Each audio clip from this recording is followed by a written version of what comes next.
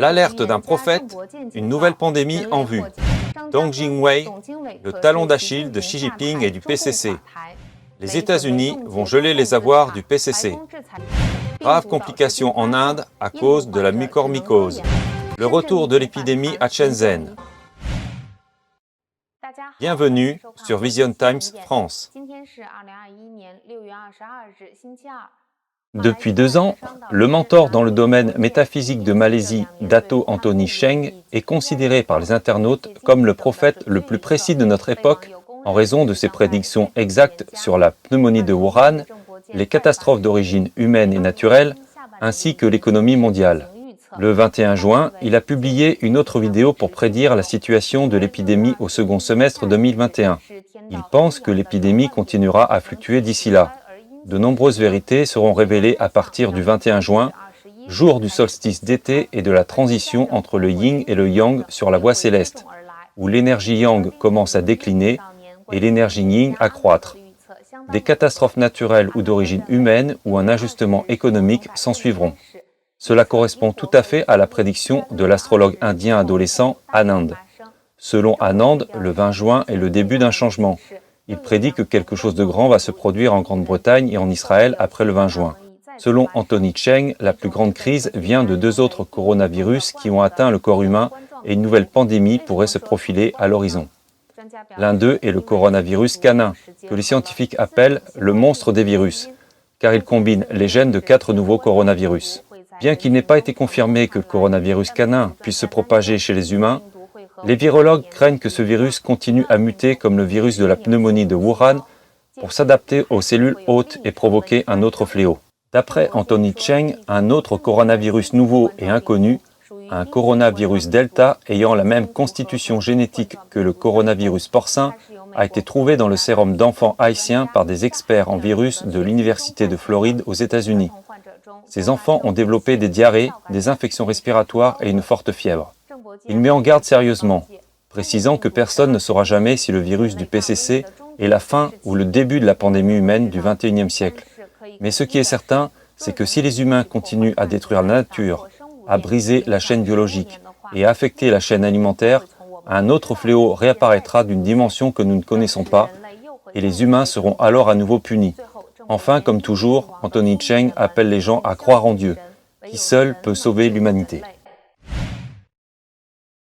Dans une interview accordée le 19 juin à la chaîne de télévision Newsmax, Dr Gordon Chang, l'un des principaux experts américains de la Chine, a déclaré que les rumeurs de défection du vice-ministre chinois de la sécurité d'État, Dong Jingwei, aux États-Unis, étaient trop explosives et que, si elles étaient vraies, elles pourraient entraîner une série d'événements susceptibles de fracturer les relations entre les États-Unis et la Chine, voire de provoquer la chute du secrétaire général du Parti communiste chinois, Xi Jinping.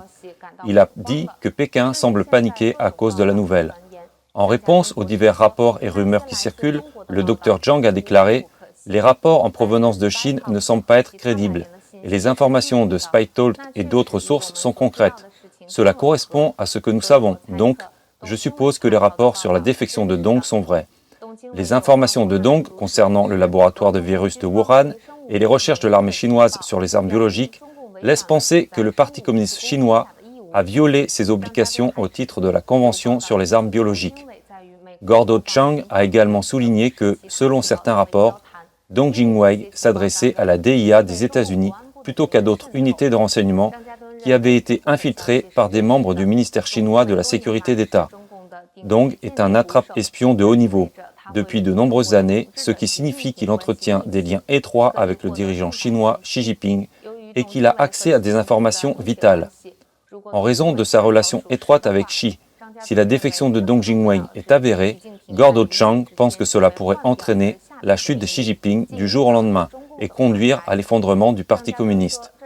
C'est vraiment important parce que cela ferait vraiment exploser le système politique du PCC, a déclaré Gordon Chang, car Xi Jinping pourrait être blâmé pour la défection de Dong et un nouveau dirigeant pourrait émerger du jour au lendemain.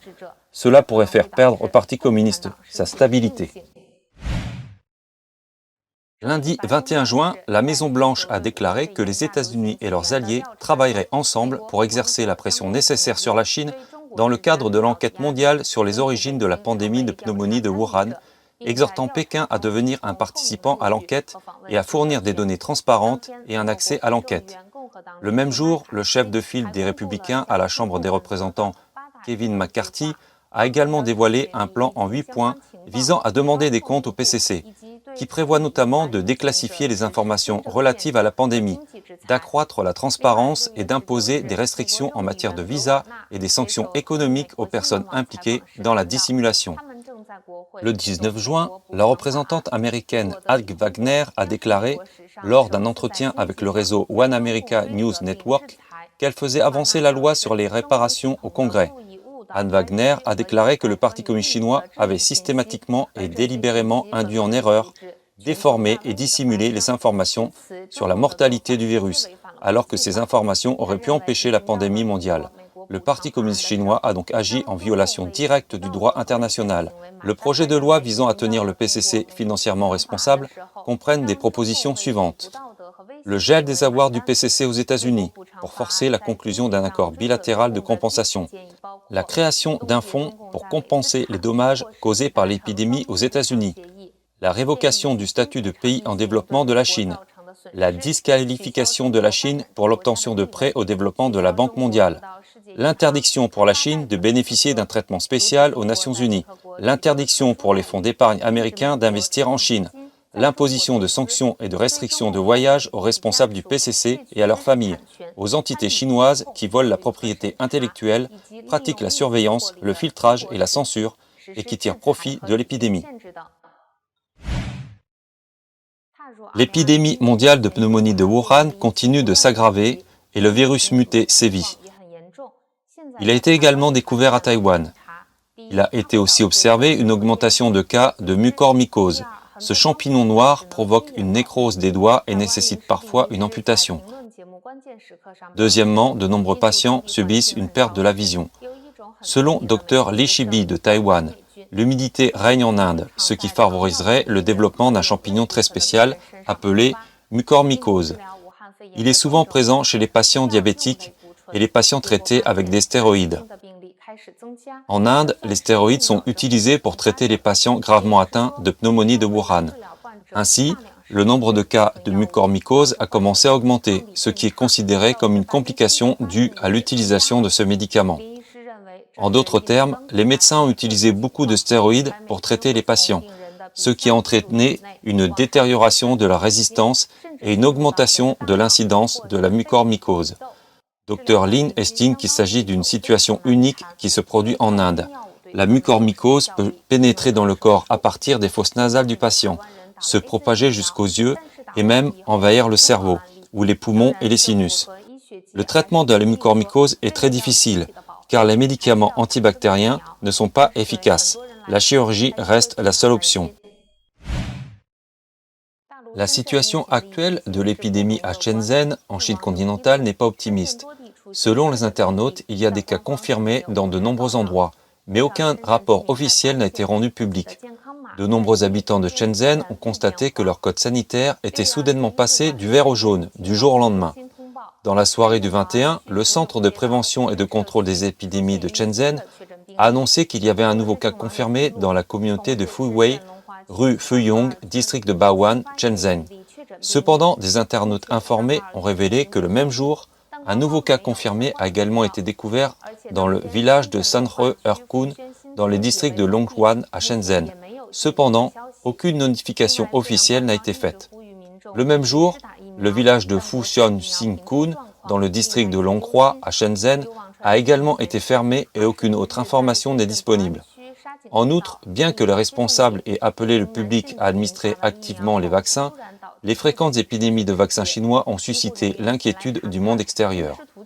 Une vidéo en ligne montre qu'un homme s'est évanoui soudainement après sa vaccination le 21 juin dans un site de vaccination de la rue Shangjing dans le district de Baoan à Shenzhen. Le personnel médical est venu le voir et a essayé de le réveiller, mais il n'a pas réagi. De nombreux internautes ont exprimé sur Weibo leur point de vue sur la situation actuelle à Shenzhen. Récemment, de nombreux habitants de Shenzhen ont constaté du jour au lendemain que leur code de santé était devenu jaune. Je suis l'un d'entre eux. Je m'inquiète vraiment beaucoup. Code jaune. Je ne peux même plus rentrer dans ma résidence. Mais bon, il n'y a pas besoin de paniquer. J'ai fait un test PCR comme requis et en 10 heures, mon code sanitaire est redevenu vert à nouveau.